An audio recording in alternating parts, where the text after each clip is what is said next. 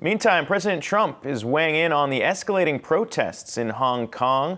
The president tweeting, quote, "I know President Xi of China very well. He's a great leader who very much has the respect of his people. He is also a good man in a tough business. I have zero doubt that if President Xi wants to quickly and humanely solve the Hong Kong problem, he can do it."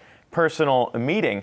The president added there would be a, quote, "happy and enlightened ending to the Hong Kong problem if President Xi directly approached the protesters." There was a little bit of a question around what he meant by personal meeting at the time. It became clear today that that's what he was referring to, President Xi meeting with the protesters there, not President Trump meeting with President Xi Jinping.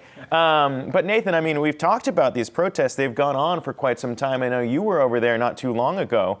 What do you make of the way that this is playing out right now? Well, it's a super sensitive, obviously, subject, and I think Trump will, try and use it in some form of an advantageous way to paint weakness on mainland China and how President Xi decides to handle it related to the economic kind of trade battles going on right now. So we'll see what happens, but ultimately, again, I think you have these great people, right, that are saying we want kind of dependence, we want to do things our way, we don't want to be under the umbrella that is what currently exists, and so we'll see what happens. But again, it's a beautiful country. I don't know if you guys have ever been, but beautiful country, yeah. Great people, big conference there when I was there, so we'll see what happens. And it's one of those things, too, where, we talk about so many different wrinkles that are tied into this trade war. You talk about Huawei and the way that company has been treated. You talk about how the CEO's daughter is still facing charges in Canada, and all these different levers that can be pulled. This one, very interesting to see how the U.S. responds to kind of the way that these protesters have been treated, especially if China really ramps up pressure here as we see them moving military forces next to Hong Kong. Right, and there's been broad bipartisan, actually, support for the protesters in Hong Kong, which, I mean, nowadays, when do you ever see bipartisan support for anything inside the U.S. Congress? But for President Trump to essentially tie these protests, it almost seems right to this trade deal.